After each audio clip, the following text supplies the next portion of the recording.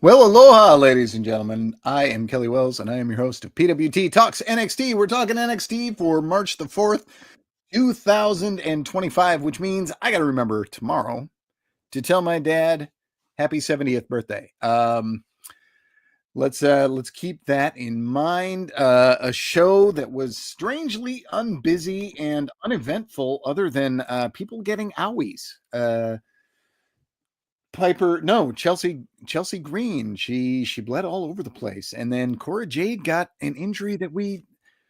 Part of the reason we didn't go on right away is because Nate was trying to find out more about what happened to Cora. It was very bizarre. So it happened during the commercial break, the split screen commercial break. I don't pay attention during these because why?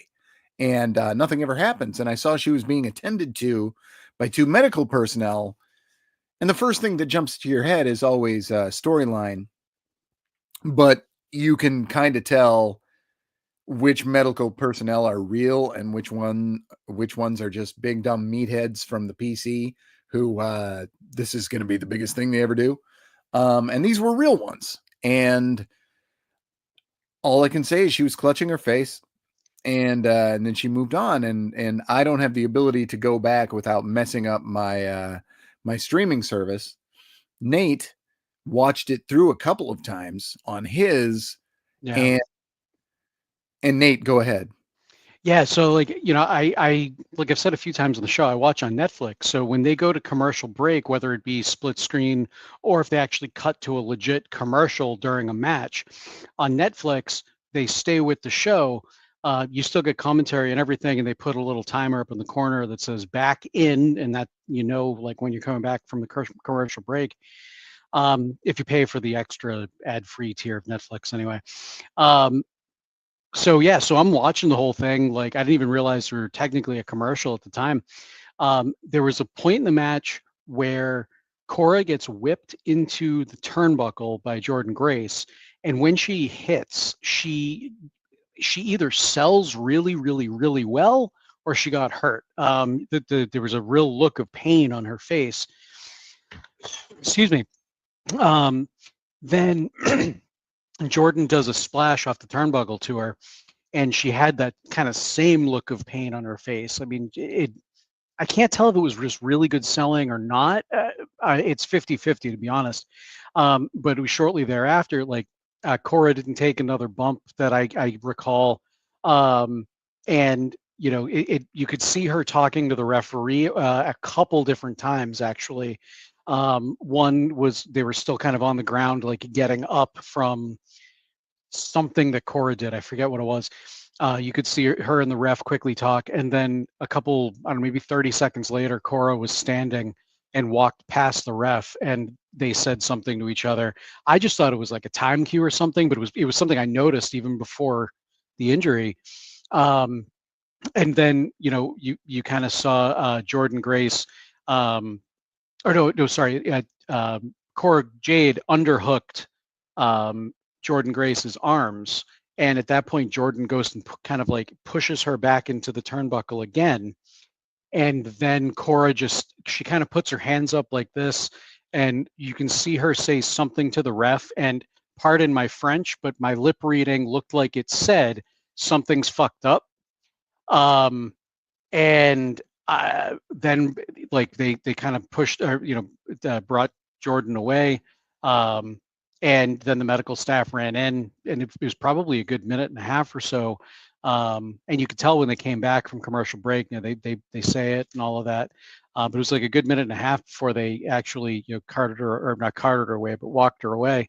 But they did throw up the X. So didn't obviously it wasn't story. We don't think it was story anyway, just because the way it went down. But I haven't seen anything else online other than people reporting that it happened, at least as of 15 minutes ago as we record this. I'll keep checking. I'm sure we'll keep checking as the night goes on. But yeah, I'm hoping that hoping everything's good with Cora Jade, and it was something just freak little accident, and she'll be okay. Because I mean, this is a big match she has up against Masha Slamovich, TNA Slammiversary, or no, not Slammiversary, Sacrifice. Yeah, Masha was there. I didn't even think about that when this match ended. Masha, the Stone Cold Killer, who always sits in the crowd and just smiles real nicely. um, Yeah. but she's there, so yeah, they're looking forward to this match that did not even get an end. So yeah, it was very strange.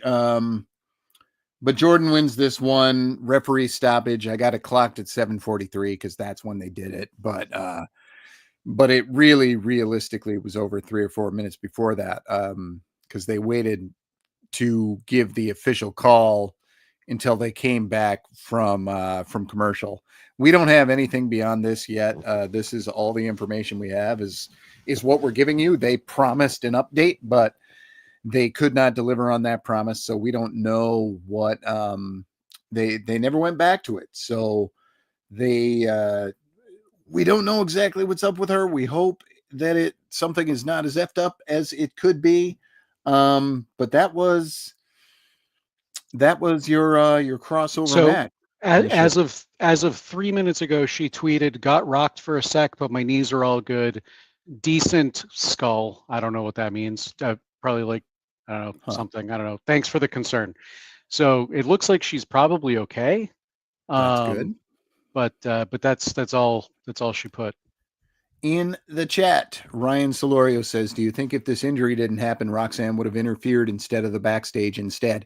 Yes, I actually wrote exactly that in my report, because they did a backstage thing with Jordan Grace being laid out with Roxanne. Nothing was written, like there was no script to it. They just had Jordan beat down in the back by Roxanne Perez. So whatever they were going to do from an angle standpoint, they just did backstage. I would be more torn on this, but the scene that they did was so bland and so nothing backstage that I think yeah, I think that it was planned on being in the ring, but it's too bad we didn't see it play out, because you got to think it would further the Perez Jade story. Although at this point, I'm surprised that Perez is still hanging around this area when she was in the final four of the elimination chamber, and the last four women went for quite a while before Roxy got eliminated. But yeah, she's got normally I say they've got 1 foot in the main roster. Roxy has both feet in the main roster, but still somehow has a 3rd foot hanging out in NXT. I'm not sure how that works, but there it is. Ryan also says, "I was thinking Masha might also have been involved." Yeah. What a bummer for her if she was supposed to be involved, because why cart her out there? But they have carted her out there before just to smile from the seats. But this time, yeah, it does seem like they could have done something with her there.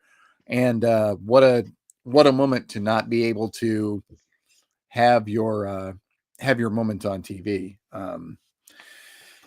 But that's it.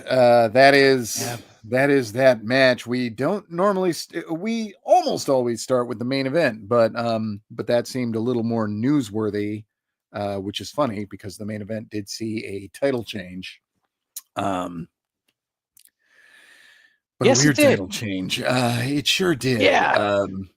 Yeah. Nate, I I mean, guess we might as well go to that, right? yeah, may as well. I mean, I kind of saw this coming, the title change coming. With the trajectory that he had been on, he being Sean Spears, had been on, building up this family and kind of, waging a war against a rival family. At least it's kind of the angle that they were telling here. Like, yeah, it kind of telegraphed the title switch for me. The way they went about it, the finish was weird. I mean, one of the best things Tony D'Angelo has going for him is a spine buster, and they undercut that tonight by by kind of overselling. Well, I don't know if it was an oversell, whatever, but overselling the back. his back obviously gets injured, kind of during the course of the match. Kayfabe injured, considering we were just talking about an actual real injury with Cora. Um, and they kind of played to that, and that goes into the finish with the spine buster. He can't quite get Sean Spears up for the spine buster. Sean Spears kind of just falls on top of Tony and rolls him up, and it's like, okay, this is the man that pinned Obafemi. He's the only one that's got a pin over Obafemi, as far as I'm aware. And he's got And two. yeah, that's right, actually. And like now they have him lose in this fashion. I don't know. I didn't really like this. You could also see some dissension between everybody within the family as well as the match are going on, especially between Stax and D'Angelo. And I think we're going to be building towards that match eventually. Maybe not Stand and Deliver. I don't know. We'll see. But I don't know.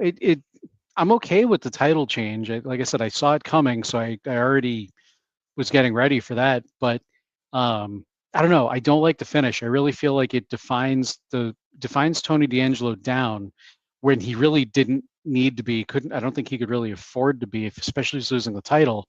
And I don't know. I feel like it takes those accolades of beating the ruler of NXT and kind of like shoves it out the window.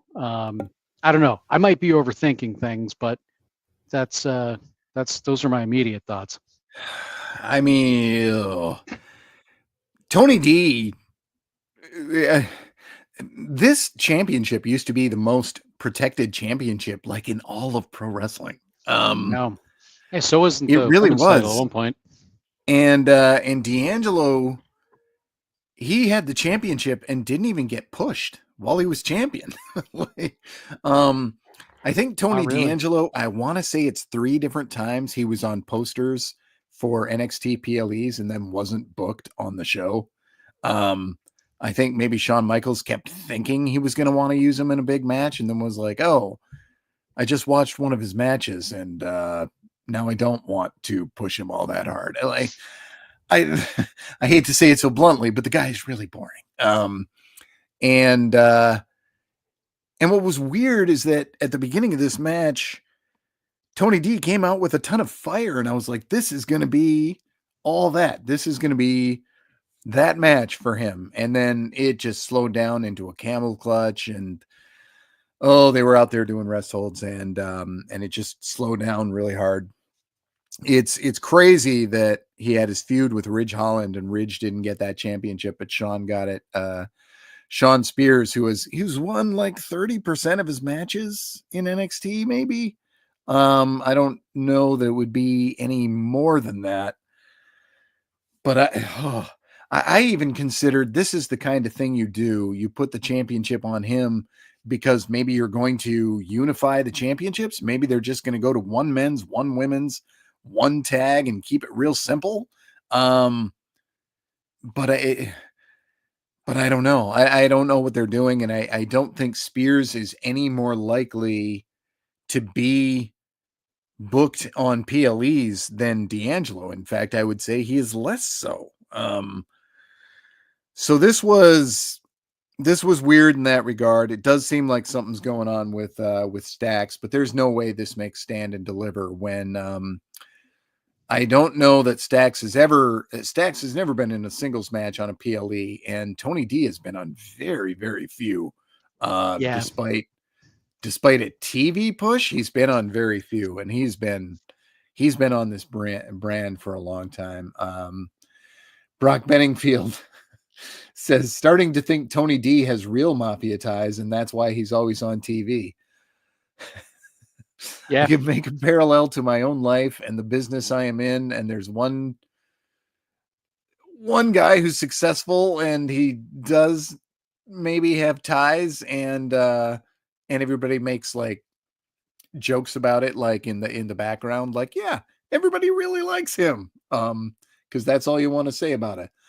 So there you go. Yeah, good fella also mentioned Cora just tweeted her knees are okay. Yeah, we brought up Nate read out the tweet, so that's good news. I didn't even know her knees were part of it. but apparently they were, and we didn't know about it. Maybe she was Well, covering her face because she was getting in her feelings. that's kind of what I think. They kept bringing up her knees on commentary. I don't know if it was before or after they came back, or maybe it was both, before and after the commercial break. But they did keep mentioning the knees, so that might be why a lot of people were going there. But I don't know. And it was weird because when they walked her away, after as they were declaring Jordan Grace the winner, she wasn't limping or anything like that either. So I don't know. I don't know exactly what it was, but um, I'm just glad she's all right. Yeah. And you know what? We talked about the main event longer than I was hoping to. If there was no championship tied to that match, I would have forgot that it was wrestled. That is Hmm. That's where we're at with these guys. Let's go to the opener. Why not? Sol Ruka, and I say Sol. Why do I do that when I say her name? Sol Ruka and Zarya versus Chelsea Green and Piper Niven. Why not? This one went 10-10. This is your opener. And I say why not, but we know why. Because Sol pinned Chelsea, which they made mention of a couple of times. And then the crawler later in the show, um, they did they did um they did mention that Soul had pinned the US champion. So they're going to do something with this. I think the something will be on NXT. I think this is going to be a real sink or swim for Ruka, and they're going to see what they think they have with her. Ruka is, of course, had her own issues, her own ACL tear, because it's a rite of passage for the women on this brand. But Yep. she oh my god, what a soul snatcher tonight. Oh my god. Seriously, it was amazing. It's a cool move, but god, she hit it beautifully tonight. And this was, yeah, and Ryan adds that moonsault to Chelsea off Zarya's shoulders was insane. Yeah, they got some good stuff in here. 10-10 with about a third of this happening during split screen. But yeah, they did some fun stuff here. Chelsea and Piper are essentially a comedy act, but they're getting more out of these two than they ever have in any other way. So, and Ruka and Zarya, a comedy act themselves, doing a little bit of odd coupling. And but Ruka, it would appear, is going to face Green. It doesn't look like it's going to be next week at Roadblock. Maybe in 2 weeks. Trick Williams is not going to be booked on next week's show. He's being pushed to 2 weeks out. Also, I don't get anything that's happening with Trick Williams. Let's just throw that out there. Yeah.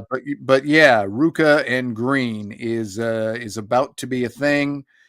But that opening tag was quite a bit of fun, and I think on a lot of weeks would be my favorite match, but the second match happened tonight, and we'll have to talk about that a little bit later, Nate. Yeah, I am in full agreement with that sentence right there. This was a fantastic match. I do think the second match, Kalani and Jada was probably my favorite match of the night as well. And like you said, we'll get into that. But no, this opening match, like you said, was a lot of fun. I think Zarya came off looking pretty good here. She got a couple pretty strong spots off here in the match. Like you said, that soul snatcher. Like I was going to bring that up too. Absolutely phenomenal. I think that's one of the best finishing moves in NXT right now, potentially in WWE. It's kind of a version of the Stone Cold Stunner, and I mean, I'm just kind of partial to the Stone Cold Stunner. I grew up in the Attitude Era, so um, but it's that added flair, jumping off the top and all of that. It's just it's fantastic. Let's see. I was going to say something else. Oh, Chelsea Green, Piper Niven. Like you said, definitely a comedic act, but man, they're getting they're pretty over on the main roster right now. Chelsea, Piper, they're hilarious. I think they're hilarious together. so coming down to NXT like this and kind of helping out, you're getting some face time, with some of the younger talent that, there's going to be the next generation of, the main roster, especially Sol Ruka. Zarya too is, to a point, but I really feel like they've got something with Sol Ruka. I can see main roster fans kind of latching onto her, especially kids and things like that. So it's kind of nice, to see them, coming down there and giving that rub there. Interesting, and it's also nice to see that she got a pin over the U.S. Women's U.S. champion.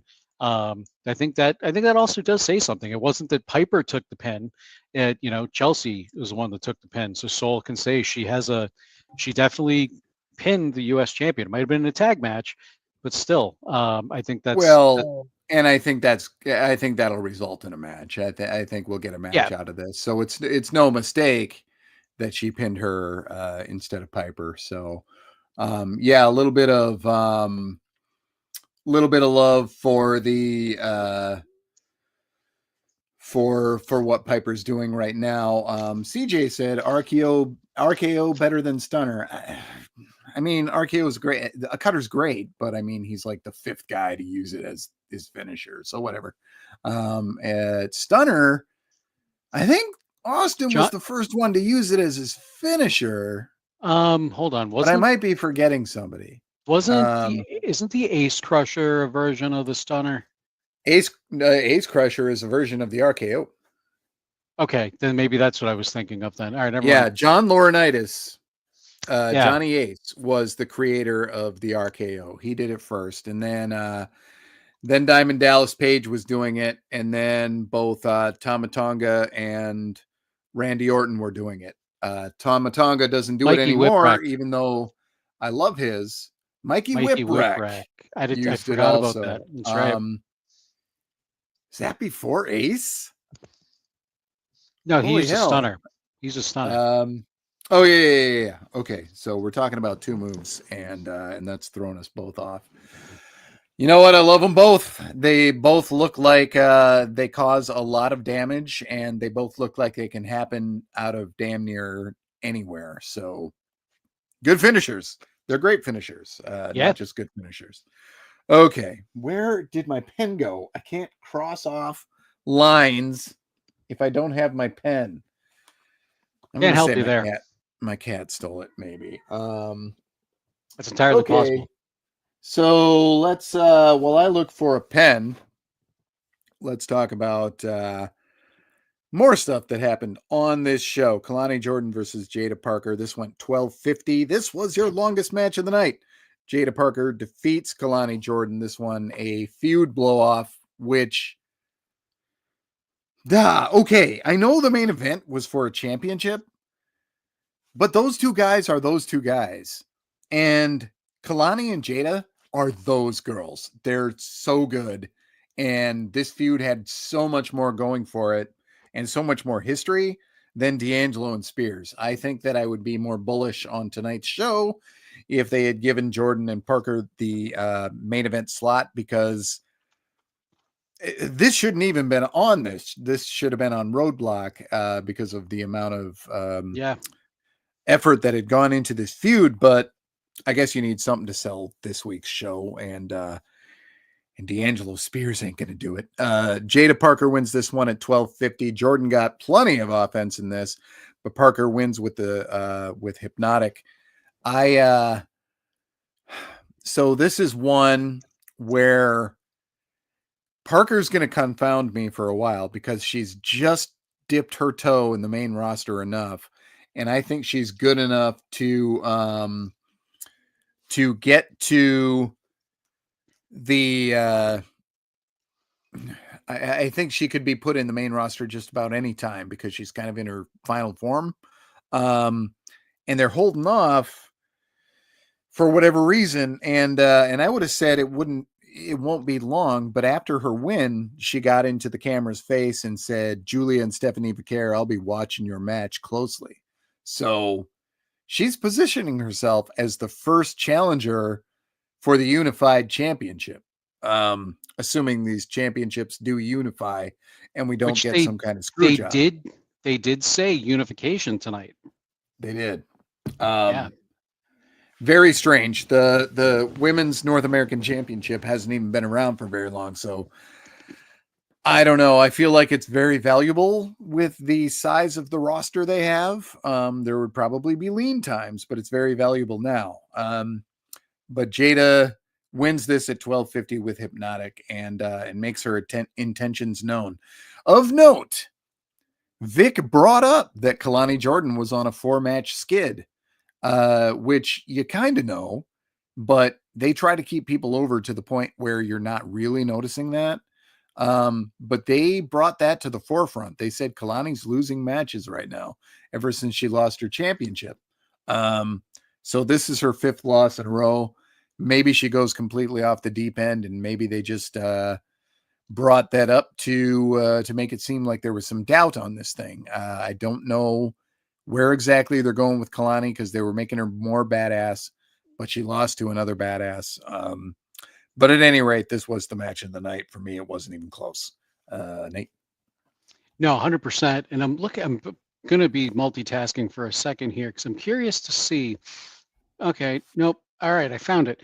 The Women's North American Championship is still on WWE Shop at full price. Usually, like if we see some I don't know. I've noticed if a championship is going to be like retired or something, they run out of stock and they don't re-up it. So I don't know. I just felt like checking it. That might mean absolutely nothing.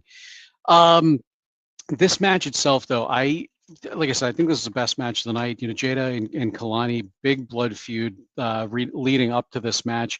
I think it should have been on Roadblock. Personally, you know, Kelly mentioned it as well. But we got it here in the second match of the night, which, you know, not a super prestigious spot, but damn, they delivered. Yeah, I think both Kalani and Jada here looked really good. Jada got, and from at least my recollection of the match, it felt like she got a little bit more offense in, and then obviously, you know, she took the win there at the end. It's going to be interesting to see what happens with Kalani Jordan, like you mentioned, because you know we've seen shades of, I don't want to say a heel turn because I don't know if it's going to be a heel turn, but we've seen shades of that more badass Kalani Jordan, you know, kind of more of a backbone, more of a spine over the last, I don't know, 2-3 months or so. You know, and where, you know, Kelly did just point out, and this is something I didn't realize, even though I pointed out on commentary, it didn't click with me that she's been on a losing streak. If that is the case, now she's lost this match, and if Jada is in fact going to try and be that first challenger, maybe this wasn't quite considered a number one contenders match between Jada and Kalani here tonight, but Kalani might be able to say, look, she beat me. Now she's the number one contender. She's the, you know, it's an unofficial contender, but you know what I'm saying. And you know, use that to maybe get a match for the unified championship or whatever they're going to call the dual title holder. As long as there isn't a screwy finish and we don't actually see the titles get unified into one onto one champion. But you know, Kalani could certainly do something like that, or at least use that as fuel to kind of progress her personal story along. You know, talk about how she got screwed out of it, or whatever. You know, if she is going to lean heel, she can kind of go that way. But I'm very interested to see how this plays out with Kalani, because I'm a big fan of what she does, what she brings to the table, and I felt like, and you know, we've talked about this for a while on the show, kind of feel like she's needed that extra something, just more than I'm happy to be here. And I think this is it. It's a bit of a long game. I think what they're doing right now, but WWE is as a whole playing long ball better than ever in the history of the company. They're everything that they do. I don't say everything means something, but at least more often than it used to. You know, you can kind of read into a lot of these little tiny things that actually lead into long-term storytelling.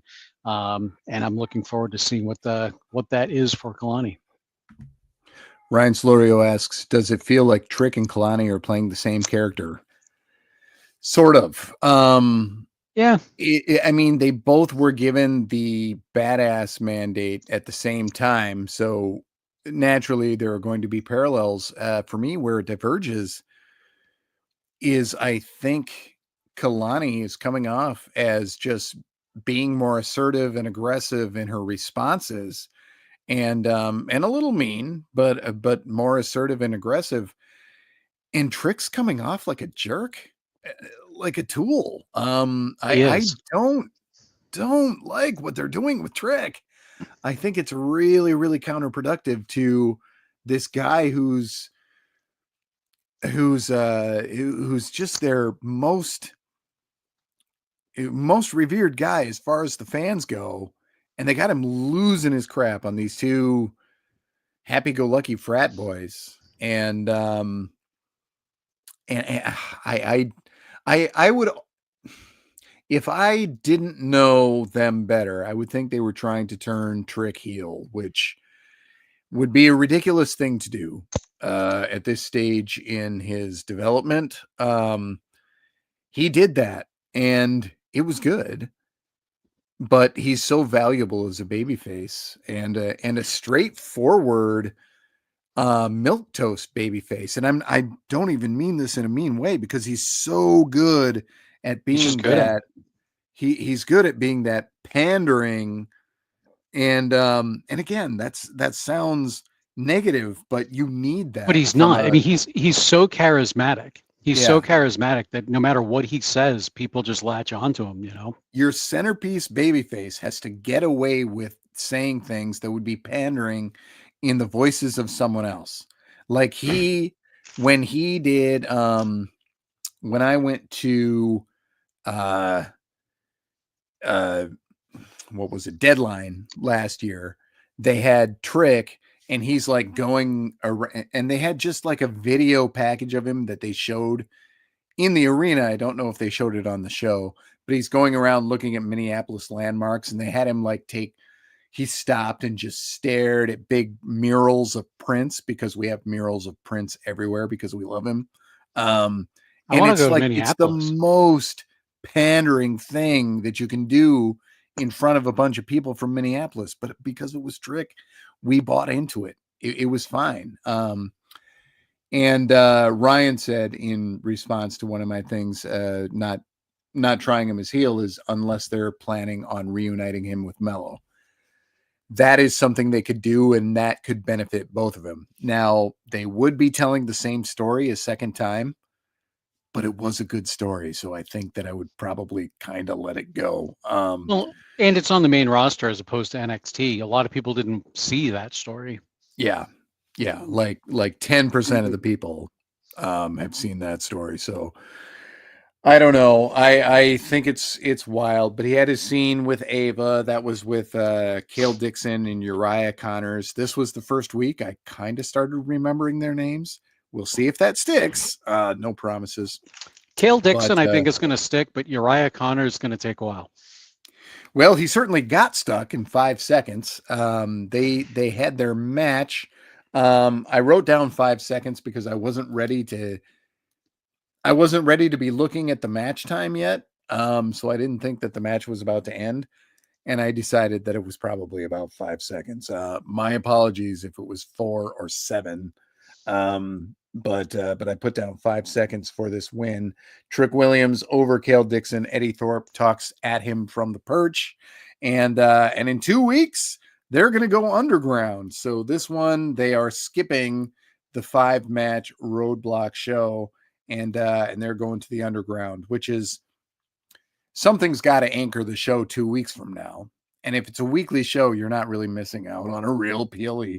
And and this is the kind of thing that can anchor that show. I imagine that will be the main event. So Eddie did some stuff on the perch. It was okay, Mike stuff. And Trick is, I don't know. I think they think that they're getting away with badass babyface, but I think they are delving too far into the wrong kind of territory. Anyway, anything else on the match Cale Dixon and Uriah Connors, that scene. Anything else? A few things. So first, with the Eddie Thorpe match, Eddie Thorpe and Trick Williams, I don't think it's going to main event. I think if anything, we'll see Stephanie and Julia main event, potentially Obafemi and Moose, but I don't think so. I'm not saying the underground match couldn't main event, but I don't know. I feel like, especially they were billing Stephanie versus Julia as potentially the biggest match in NXT history.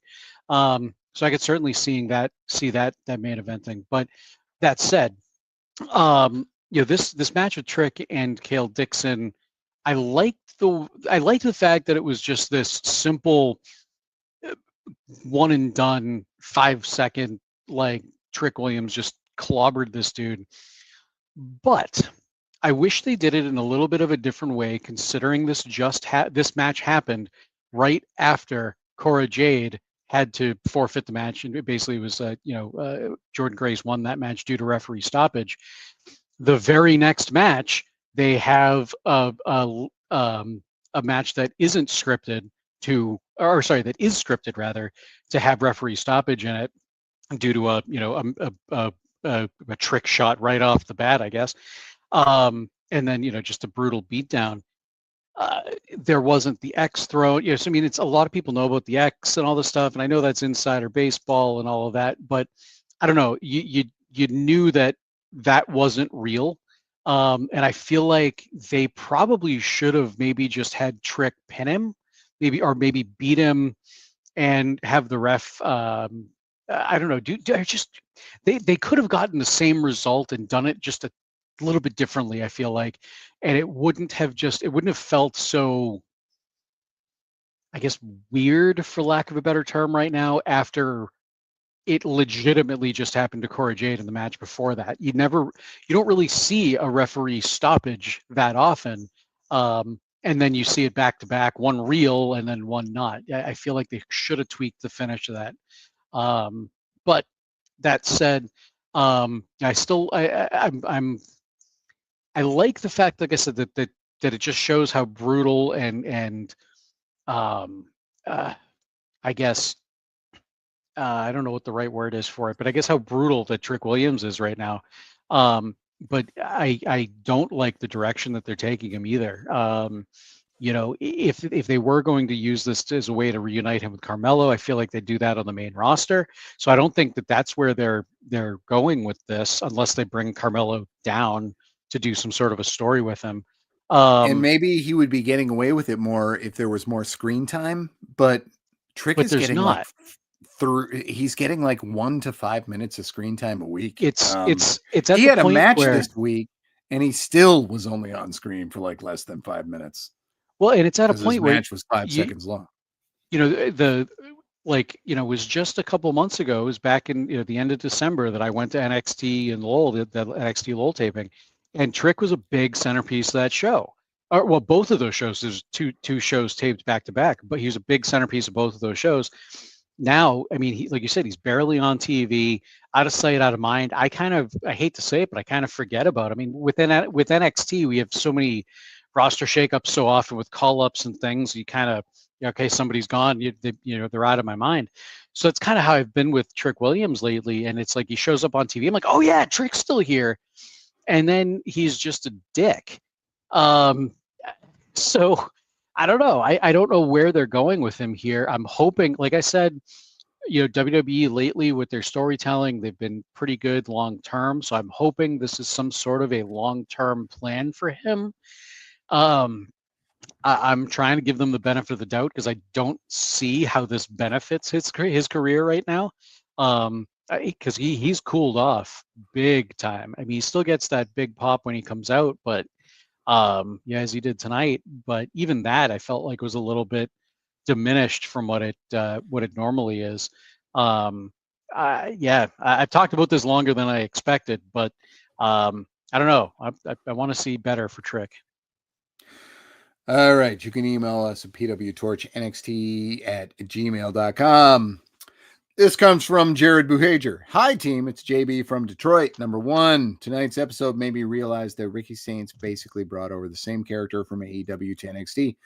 Similar music, same mannerisms, and same catchphrases. He really doesn't feel like anything fresh to me in NXT, and it's not like he's some young buck, pun intended.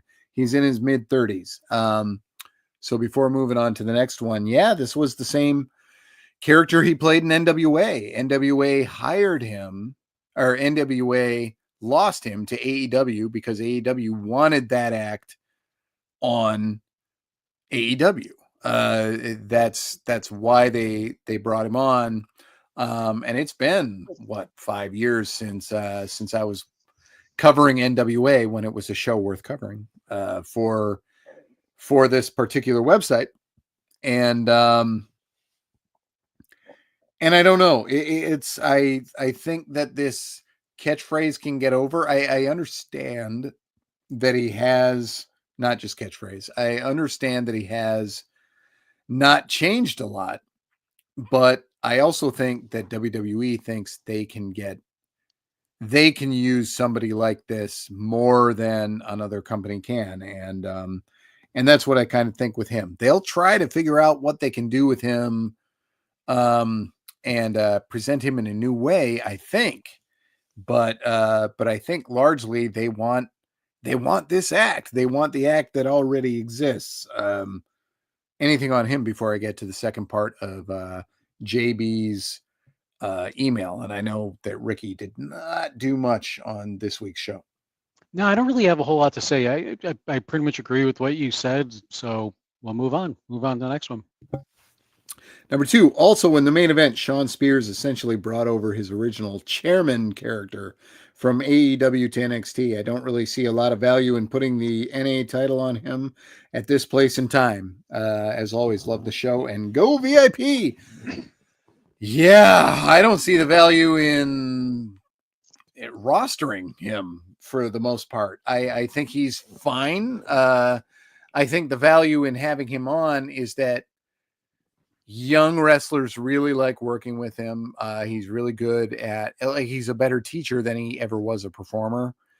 He's an okay performer. He's an okay wrestler. He's an okay talker. But he's really good at helping other people connect with the crowd.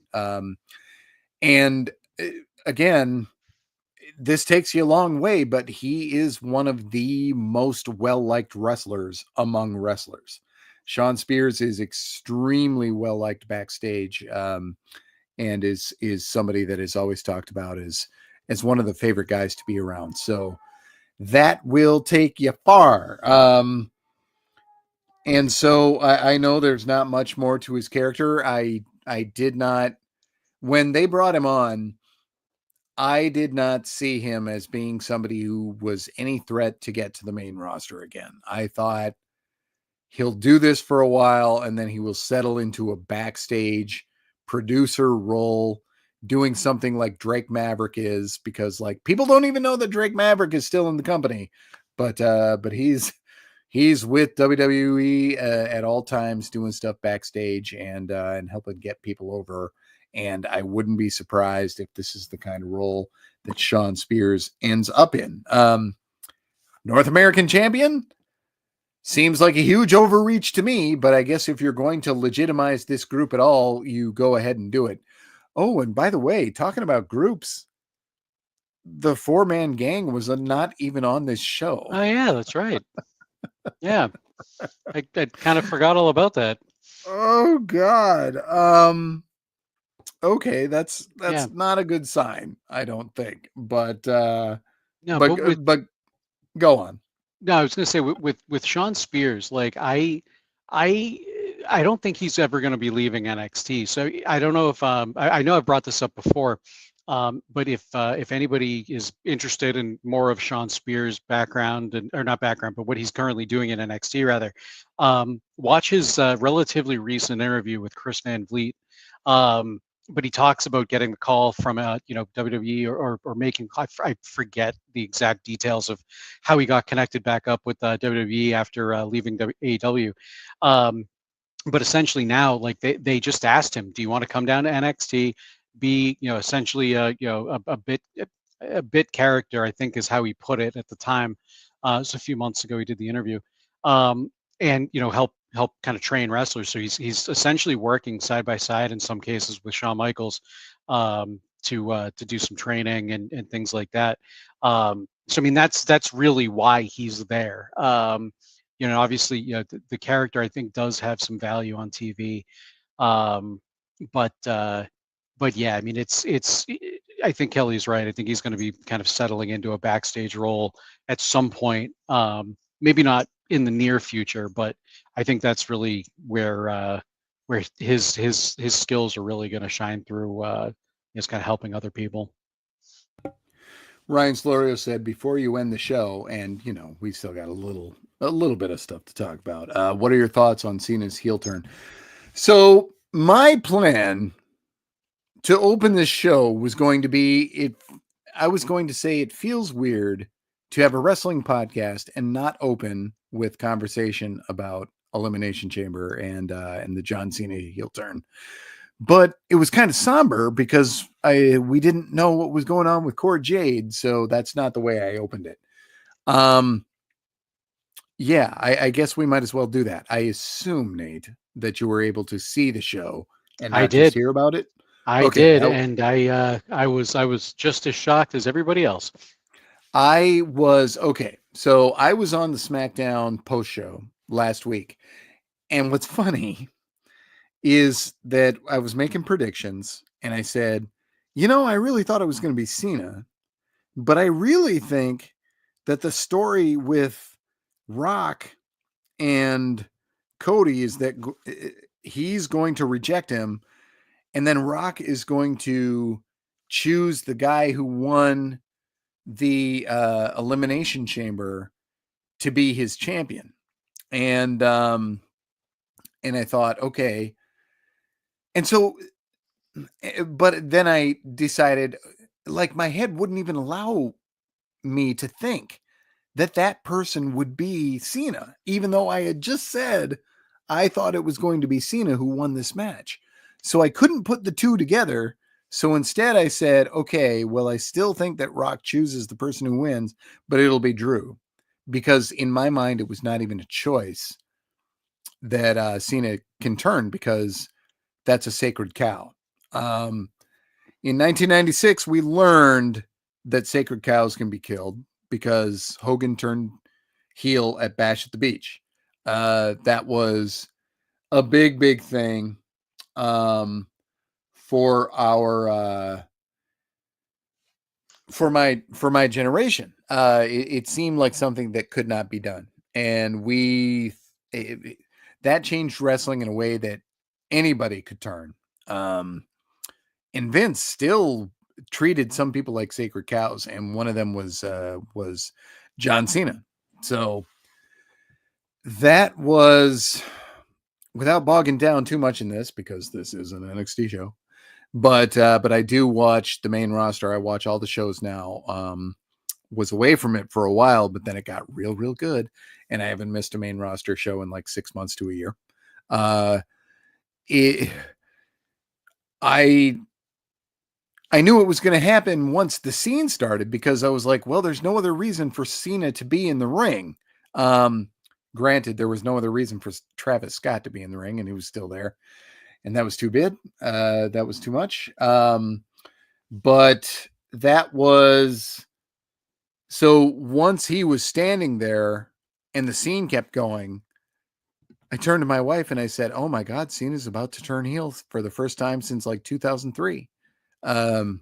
Apologies if that's wrong, but 03 is what I was remembering. So that's the year that I told her. And so that was big. Brock Benningfield says Jay wins Rumble. Cena turns heel. Rhea loses title on TV. He'll never be certain about anything anymore. I did kind of... Jay was my second choice to win Rumble. Cena turning heel was weird, but I also thought that Rhea was going to lose last night to EO because they did that shot with the three of them on the pay-per-view, and I was like, oh, it's going to be a triple threat, and the only way to get there is to have EO win the championship. So I thought that. Ryan Slorio says he turned face in November 03. Nailed it, Nate. I nailed it. It was 03. So there you go. There you go. Glad that Ryan keeps spreadsheets even better than I do. I wonder what a Big Show spreadsheet would look like, or a Kane spreadsheet I think turns. it Excel only goes to so many rows. Yeah, I don't think computers have enough Yeah, memory to keep track of Big Show and Kane face and heel turns. yeah. So anything that you've got on the yeah, I because I think this is so big that it is, and I haven't got a Mhm. chance to really talk about it yet. No, I mean, I was shocked. I did not see it coming. When Cena goes and gives Cody that low blow, um, I I was sitting in this spot. I threw my hands up in the air, and Jobin was over here sitting next to me, and we were both just like, "Holy crap! I don't believe this is happening right now."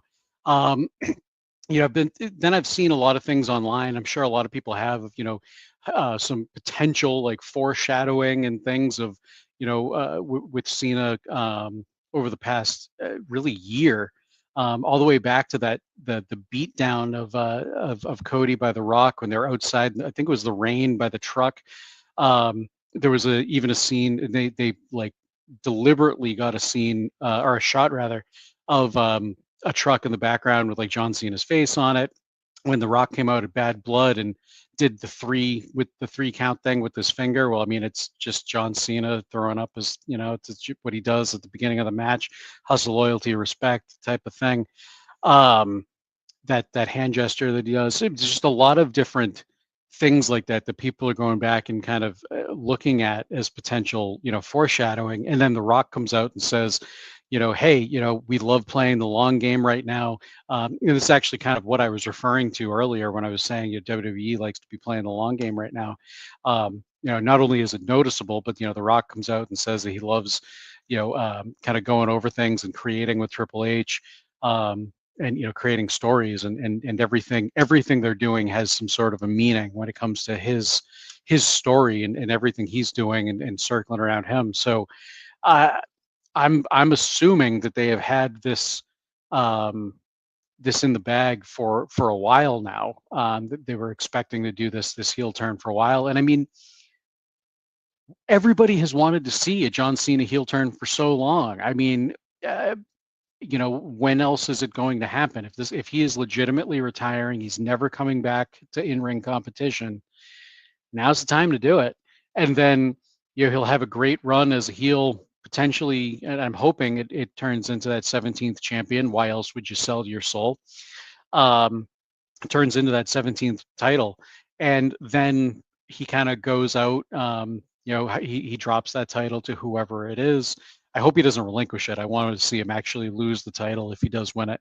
And then he goes out as a hero. I think at that point everybody will, kind of be like, all right, man, good run, appreciate it. Hate to see you go, but you got to do what you got to do. Um, yeah, I'm really pumped to see how this all turns out. I'm also really interested to see how John Cena handles any sort of media or any sort of press, whether it relates to WWE or not. Is he going to stay in character doing interviews, or is he going to be, real person John Cena, not in story heel John Cena? I don't know. Doesn't have anything to do with the story. I'm just really curious to see how he handles himself outside of the narrative. did you see the trademark they filed today? No. Break a wish. Oh my God, that's awesome. Yeah, Oh, that's fantastic. I think that the better ending to him is he sold his soul so he's not able to win because he had it right all those years. He sells his soul, he's stuck on 16, he does not win 17, and then he's able to turn it against The Rock, and at Survivor Series or whatever, he ends up blowing off something with The Rock. I think that this story works better if Cena does not convert. Um, and as a babyface, I would have said it's better if he does, but as a heel, I think it's better if he loses and really realizes, oh my God, I lost my way. CJ says, no way Cena is going to retire as a heel. 100%. 100%. There's no way he retires as a heel. So this will, by the end of the year, be corrected. But I think the way they do so will be very interesting. So that is our talk on John Cena. Let's go to Kevin Catani's email. Salutations, gents. I hope this email finds you well. Well, geez, title changes to end 2 shows in a row. Wonder what SmackDown has in store for us. I thought tonight was another solid episode. I think the mock press conference was a little hokey, but the action and promos in the ring were great. Kevin is very rosy. I thought this show was pretty throwaway, but there were good moments. Kevin continues, I was a little concerned by 2 stoppages tonight. The Trick stoppage definitely felt like a work. It was. But I was less sold on Cora's. Should I be concerned? Yes, but not anymore. Other than that, Zarya and Soul keep getting better. But boy, isn't Chelsea over? What a gem. She's still only okay in the ring. She's never going to be better than okay in the ring. She's not a gem. She's funny, and that's great. But in the ring, she's never going to be more than like a 5 out of 10. Other than that, Zarya and I said that. What do you all think? And a Hank and Tank sighting always makes me smile. What do you all think of Spears' victory? I hope he's able to use it as a jump-off point, but I'm cautious. Lastly, I saw that the LFG judges will be in attendance next week. Have you guys watched? What do you think? I haven't, but I want to. I really got to do that. I like the show so far and hope that means we might see some of those competitors in action. Thanks as always. Go VIP and listen to 8YB. Office hours are now over. The Professor, Kevin B. Catani, PhD. Anything else on that? Then we will get to CJ's questions about Bailey and then what little was left on the show. Let's see. Yeah, I think we've really talked about most of the stuff here. Hank and Tank. Oh, Hank and Tank and the Hardy Boys. We haven't talked about that, but probably we're going to at some point a little bit later. You know what? We're there. I thought that this was perfunctory. I thought that they really threw this together, and I think it was disappointing that the audience booed Hank and Tank for coming out during the talk segment, and I guess they were just like, it's the Hardy Boys, but the Hardy Boys suck on the mic. They just do. So, like, there's no reason to boo the end of a Hardy Boys talk segment. Matt is okay. Jeff is not. Like, they're not good on the mic. So it's like, if they were out there and they screwed up a Hardy Boys match, by all means, boo. Because a Hardy Boys match is being screwed up is worth booing. But a Hardy Boys talk segment is just whatever. So I thought this was very odd for them to just rain down boos, especially when Hank and Tank were going to say Hank and Tank were just going to ask for advice. Yeah, they were going to come out respectfully and everything like that. So they did that. Then Briggs and Inamura came out. They were booed as well, but less so because they were the second ones to show up. But they're going to kind of play the heels. So they took Jeff's advice, that being Hank and Tank, and they hit Tope Suicidas on Briggs and Inamura, and those guys brawled to the back. And then Fraxium showed up, and they had the exact same conversation that they had before. I don't think this added anything. I think that it was just silly-ish, but maybe it got one more match out of the Hardy Boys, which that's good because the Hardy Boys can't have a Hardy Boys 2002 match anymore, but the Hardy Boys can still go out there and have a pretty good match. So I guess there's that. Anything else on Kevin's email? and you might as well talk about the tag team. Yeah, I thought this was the weakest part of the show, because they just took the entire division and threw it all out there. But whatever, Yeah. that's where it is. Yeah, no, I mean, like, I don't really have a whole heck of a lot more to say about it. I mean, I do think Hank Tank got the, uh, I don't know, like, I don't think they should have been booed the way they were, but I also understand. I mean, I think the crowd was expecting something to be said from the Hardy Boys, more so than what they'd already said about, being happy to be there and, just reining in the welcome home chants. Um, so I think that might be why, but still, I think it was a little. It was just weird. I mean, why would Hank and Tank come out in the first place just to ask advice? Can't they do that backstage? I don't know. It did feel a little like presumptuous of them that they could just interrupt some legends. So I don't know. Maybe the booing was warranted. I'm talking myself in and out of it as I keep going here. So who knows? Um, but yeah, there was that. Let me go back to Kevin's email. I have not seen LFG yet, but I do want to watch it. I don't actually. I think it's on A&E, and I don't have cable, so I would have to sail the seven seas in order to actually watch that. Which, I mean, I'm a pirate, so whatever. I didn't say that. Don't come after me, RIAA.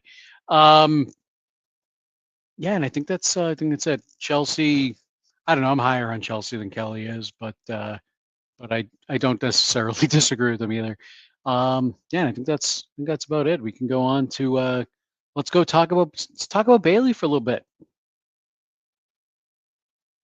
I think Kelly forgot to put himself back on because I see him talking in my little thumbnail down at the bottom here. Oh yeah, I was just Yep. like, yeah, why are you high on Chelsea? Okay, so anyway, CJ asks, this time last year, Bailey was getting great crowd reactions. Right now, not so much. What happened? Booking mostly. I mean, she's been around for a long time, and anybody who's been around a long time can use a freshening up. But I think the issue is, gosh, I'm going to be devastating here. She lost her championship to Nia, and I don't think fans respect Nia. That is as simple as that gets. I don't think the fans think of Nia as big enough deal that that Bailey should be losing to her.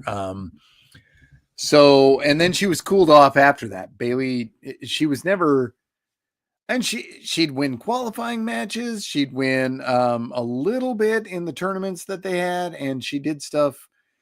She was always around interesting things happening, but since she lost that championship, which was like 4 months ago now, at least 4 or 5, I don't know anymore. Sounds about right.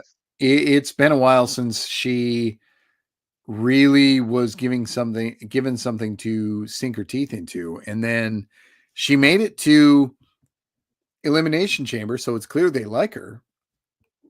But she went out. She was the first one to get pinned after the only person who was eliminated because of, Naomi was eliminated because Jade took her out.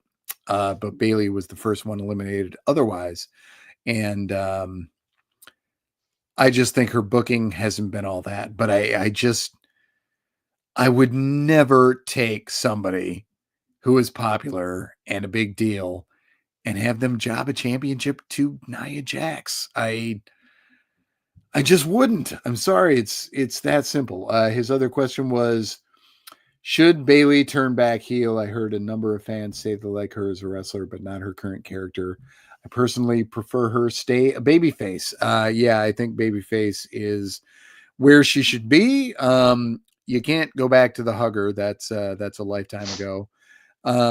You could make her more badass. You could make her more something. But I like her character currently. I think that it's pretty strong. But she's just been turned up to a low volume on the show for a while. it's literally just her being a bigger focal point. I don't think that it's time to turn heel again. Her face turn was kind of a big deal, but it's weird how it ended up being a side story to everything else going on. So, on the Bailey questions before we move on to the rest. Yeah, I mean, as far as the crowd reactions, I kind of agree with what you said, so I'll leave it there. But in terms of Bailey going back heel or staying face, I don't know, I'm kind of torn because I do like her current character, and I think that there's more that she can do with that character going forward, and yeah, I think it's still got some legs under it. But there's also I really liked her heel work. I mean, like during the COVID era, there's not a whole lot that I remember about the COVID era. I mean, it was such a weird time to watch wrestling. But one of the things that really sticks out to me is is Bailey and like Michael Cole, and just her every week, week after week, screaming at Michael Cole. And she ended up bringing that into into the character once we got crowds back and things like that, and I don't know, I think there was a lot that heel character had going for it. I think it did run its course, and I think they went the right way. When oh wow, why can't I think of the name of the faction with EO and Kyrie and Bailey? I know the name of the faction, I can't Damage think of it. control. Damage Control. Thank you. It was on the tip of my tongue. When Damage Control kind of kicked her out of it, I think it was the right call. For her character and for her story. But I also think that there could be a chance that if she does go back heel, that there's a lot more that she can do with that particular character, and it's still going to be super entertaining. She's certainly a great heel. The role model is a good character. But I kind of also struggle with what is the role model. It's like she calls herself the role model. He's not necessarily like the hugger appealing to little kids and things anymore. I kind of get what she's going for with it, but at the same time, it's I don't know. I feel like it's a gimmick that they could do a little bit more with. They could flesh out a little bit more, and maybe that could be why she's not getting nearly as big of a reaction either. Ryan Florio says, I think she needs new music. In the Def Rebel era, I think you could be talking about literally almost anyone. Brock Benningfield says that Bailey should be the new member of Judgment Day. I keep forgetting about the Judgment Day story, and they are seemingly going to add someone. So I guess, yeah. It'd be, but it seems weird, but I wouldn't poo-poo it. Who's the one who wants to add somebody? Liv primarily, right? I think so. Liv and Bailey don't have an obvious connection, but I don't know who that person would be. I don't know. I guess anything's possible. Okay. Let's head for the exits here. Julia and Stephanie Vaquer, they had a scene, not live in front of the crowd or anything, but a good hype scene. The LFG coaches are going to be at the show next week. Just a little bit of cross promotion. I don't think they'll do anything particularly interesting. And then the one thing we didn't talk about was the Ethan Page and Javon Evans sit down. It was okay. It feels a little bit like we've already passed through this way, but Evans hasn't won a match between these two yet, so that's what this is really about. I worry about the booking right now being nothing's over until the babyface wins, and the babyface whines about it until they win. I think the bigger issue is Williams saying it ain't over with Eddie Thorpe, and it's like, of course you think that, you lost, and